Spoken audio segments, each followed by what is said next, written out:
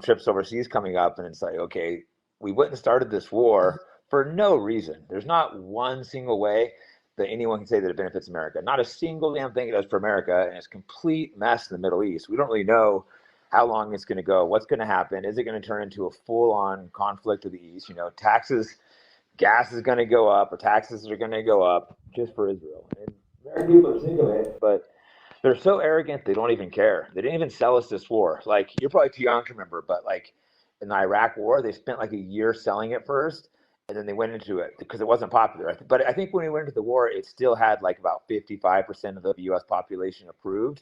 For this war, it said when it first started, 22% of Americans approved. So it's the lowest. We've never gone into a war with this low of popularity, and he didn't even try to sell it. It's just ridiculous.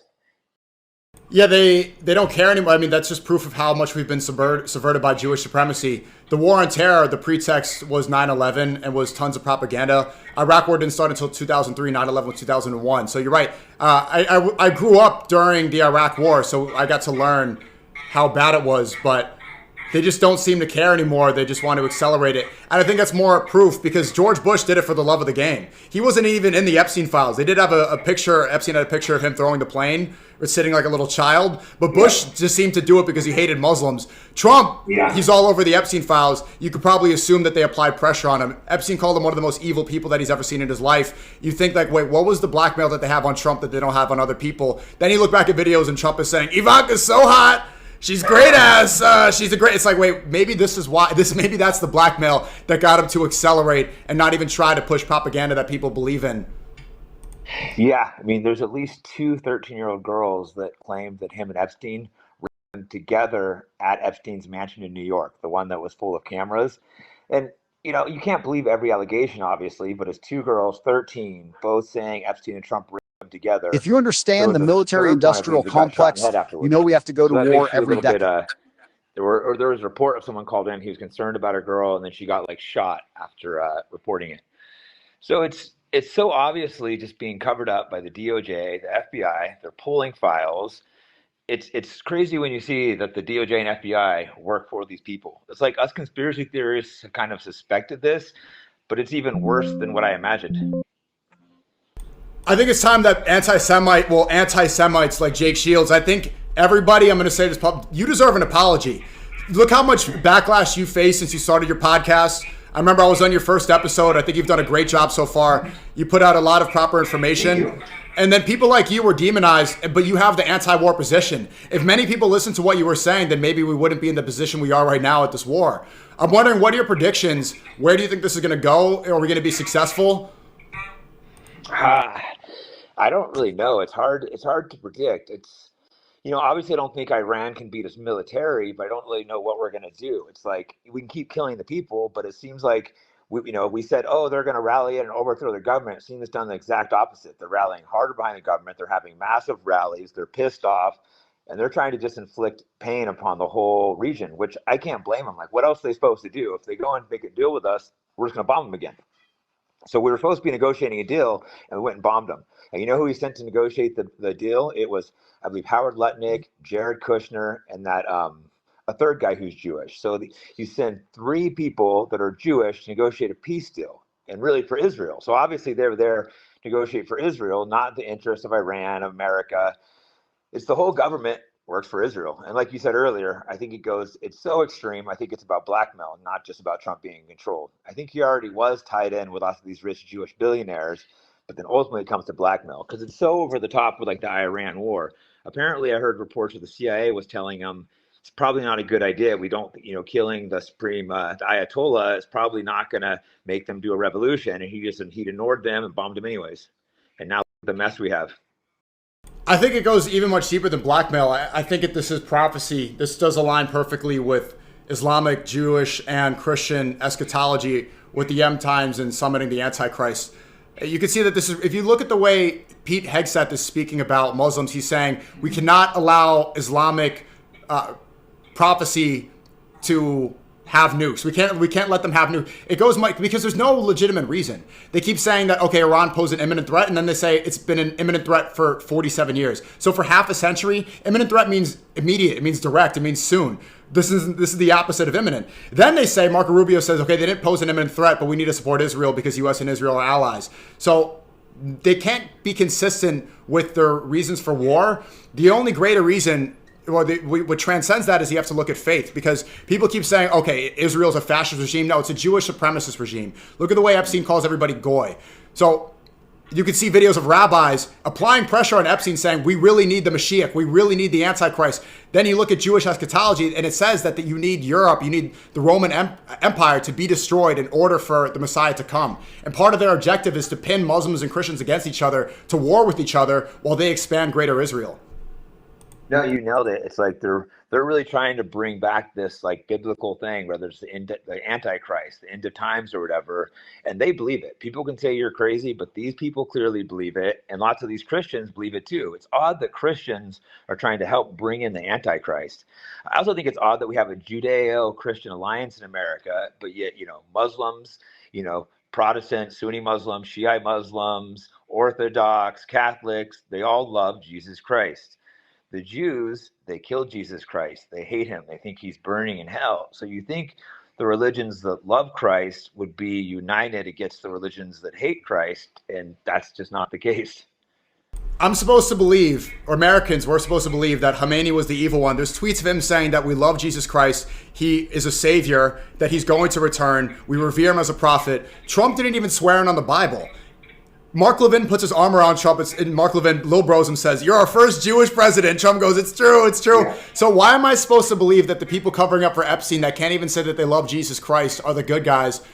And again, I mean, when are you going to become Jake Abdul Shields?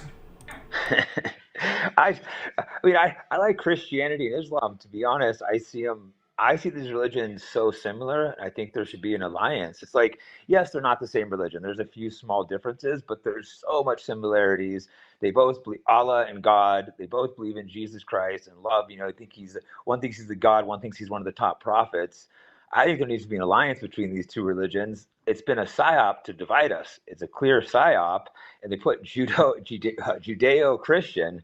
They literally hate him. I think he's burning, and what is it? I think human shit and feces in hell. Like, these guys absolutely hate Christians and they hate Muslims, but yet we've aligned. It's just been absolute trickery. They've done a good job of dividing the Muslims too, the whole Shia versus Sunni divide.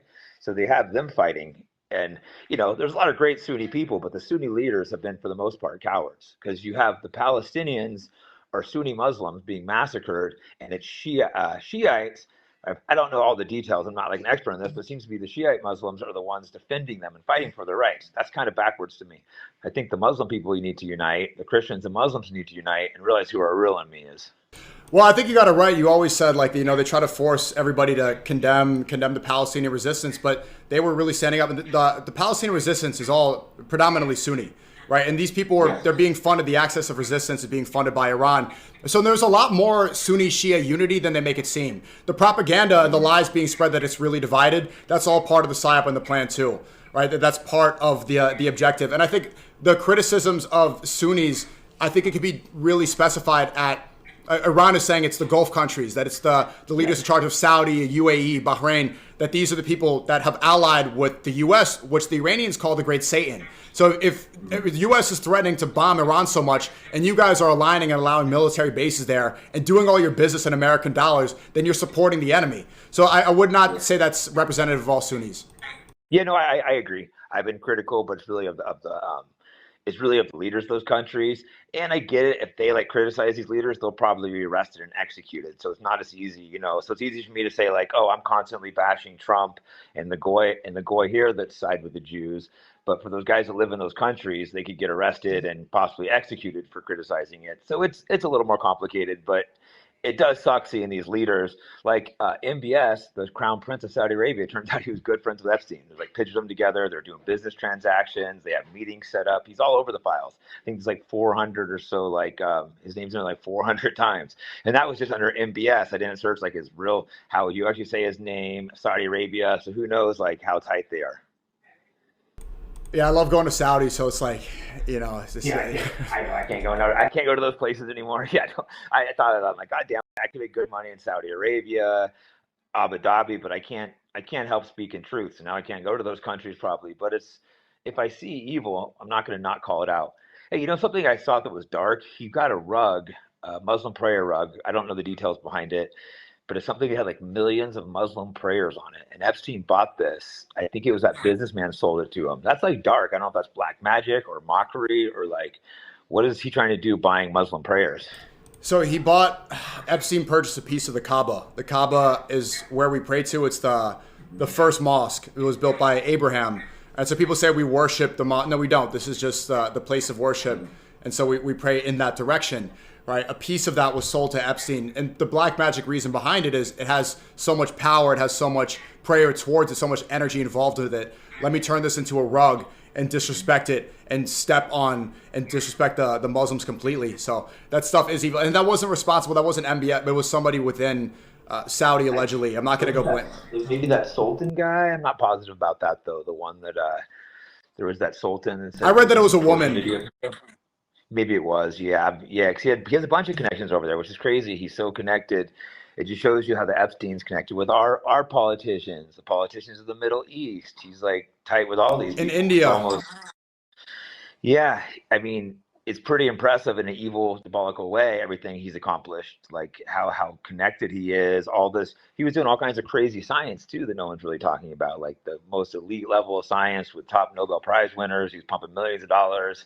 I think he had big like labs at Zorro Ranch. He was talking about creating, the guy's not a talker, he's a doer. He was talking about creating baby ranches, bringing in fake wombs. He had sequenced Neanderthal DNA. And this is not with random people. This is like with top scientists. We're talking about bringing back Neanderthal babies. There's all this crazy shit no one's talking about that are like all in the files. And he don't take me as the guy that's just going to make up random shit and talk about, hey, we should do this.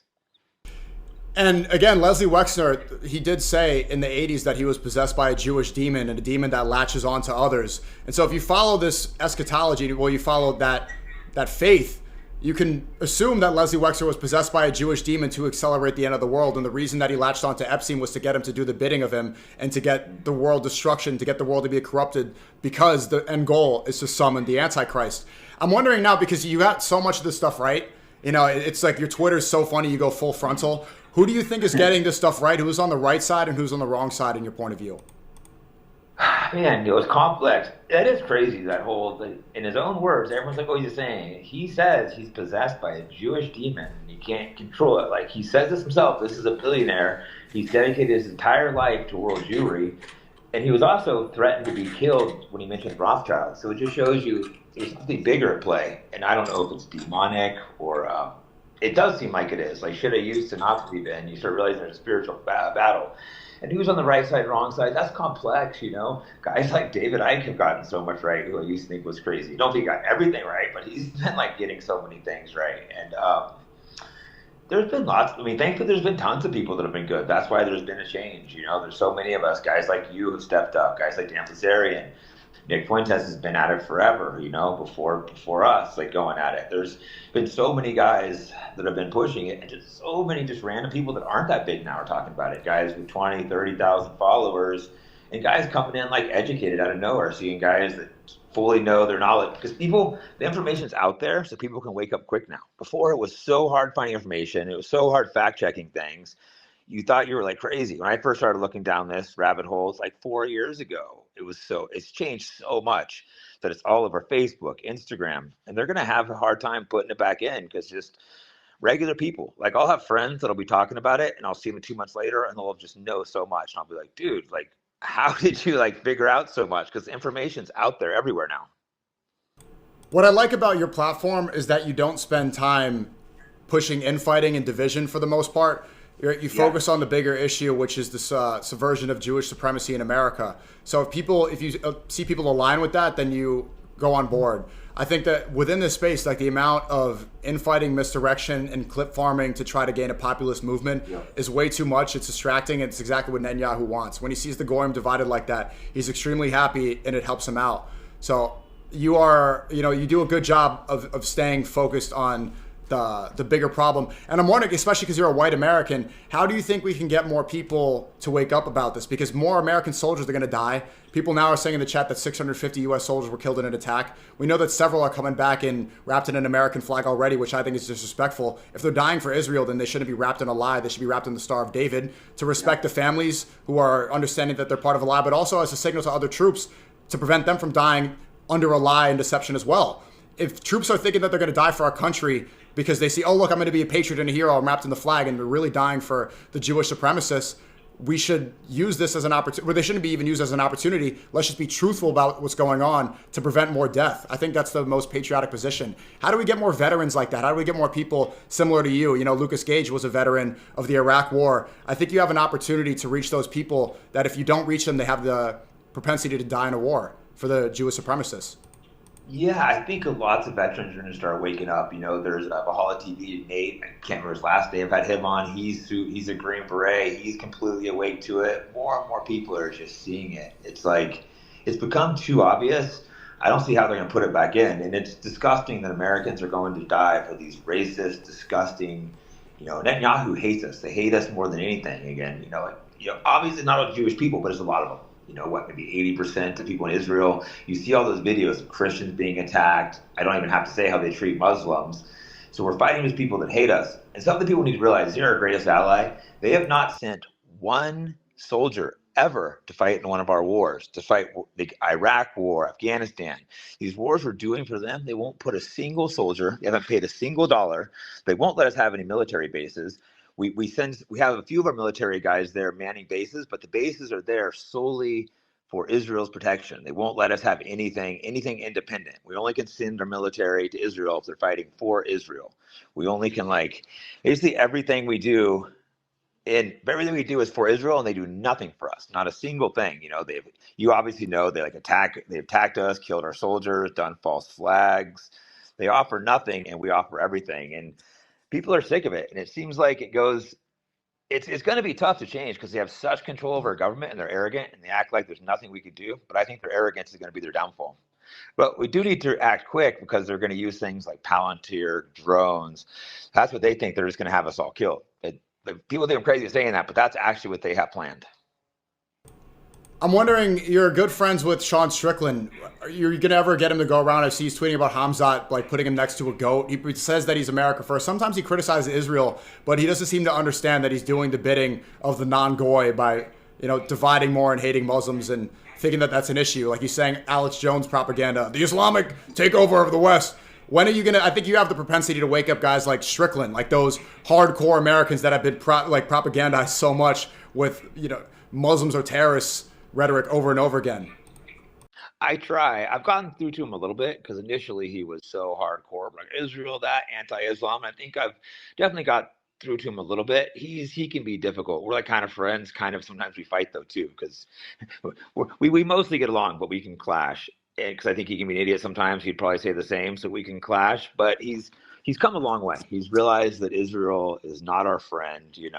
I guess he said when they asked him about fighting on the Trump card, he's like, why would I want to, hang out with the Epstein files? So he is waking up, but he still has that strong anti-Islam belief.